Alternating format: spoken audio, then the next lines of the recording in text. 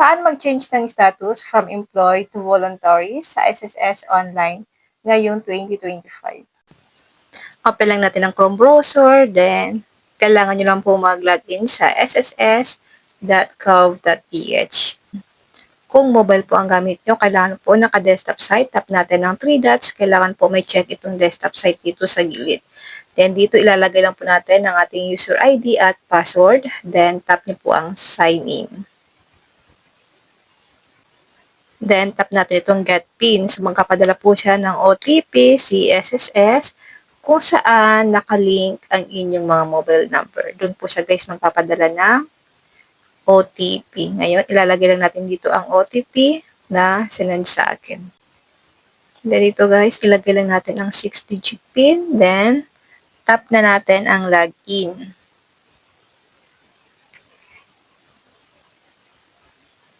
Kailangan po tama yung OTP na ilalagay nyo para makapag-login tayo or makapasok tayo sa ating SSS account. Then, ito pang lalabas, data in privacy. Itap lang natin ang I agree. Tap natin ang 3 lines sa pinakataas. Tap natin ang member information. Tap natin ang member details. Para makita natin guys kung ano po ang nakalagay. Dahil po employed ako, yung nakalagay dito, papalitan natin siya ng voluntary. So, ayan guys, employed pa po ito guys. I-back lang po natin guys. Then, itap natin ang payment reference number. Tap natin ang contribution. Kasi guys, kailangan natin mag-generate ng PRN para makapag-change tayo ng status sa SSS. Dito guys, ilalagay mo lang po dito po sa membership type. Piliin lang natin dito guys ang voluntary. I-tap lang natin ito. Then, dito po sa may applicable period, ang babayaran ko lang dito guys is ngayong February lang.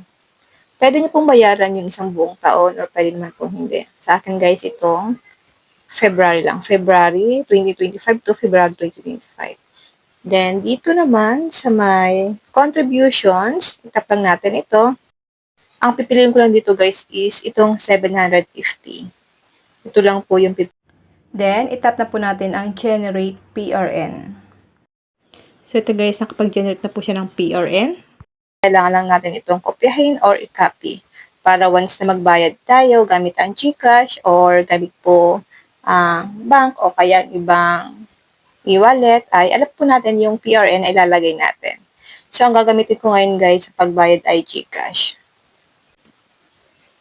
Ngayon guys, open naman natin ang GCash. Kung wala po kayong account ng GCash, pwede po kayong magbayad dun sa mga nag-GCash na nagpapa-cash in or cash out. So dito guys, or kung gusto niyo pong gumawa ng GCash, meron pa akong tutorial video kung paano po gumawa ng GCash gamit ang mga cellphone. Ngayon, itap lang natin dito ang government. Then, dito po sa may search engines, i-type lang natin ang SSS contribution. So, ito guys, itap lang natin itong SSS contribution. Ito pong una. Dito, ilalagay lang natin dito yung amount kung magkano po yung babayaran natin. Halimbawa guys, yung sa akin, 750 lang po ang babayaran ko. Sa aking SSS, 750. Account type, itap lang natin ito. Piliin po natin ang PRN. Dito po sa payment reference number, ito po yung pinapasulat ko sa inyo or pwede nyo pong i-copy yung payment reference number na na-generate natin kanina doon sa ating SSS account. Halimbawa guys, ito yung sa akin. Then dito po sa may payer type, itap lang natin. Piliin ko lang po ang voluntary contributions. Then sa email address, ilalagay lang po natin dito guys yung active email address natin. Kasi magkapadala po si GCash na parang receipt na katunayan na nagbayad tayo sa SSS. Then, itap lang natin ang next. And dito guys, SSS contribution confirmation. I-review nyo po muna guys yung mga nandito. Baka po meron kayong maling na ilagay, okay? Bago nyo po siya itap yung confirm. So sa akin guys, dahil okay naman siya, itap ko na po dito ang confirm. Ganun lang po kadali mag-change ng status from employed to voluntary sa SSS online account. Yun na guys, na po may natutunan kayo sa aking video. Kung hindi pa po kayo nakafollow sa aking Facebook page, Positive Mind, nagtuturo pa ako doon ng mga tutorial video.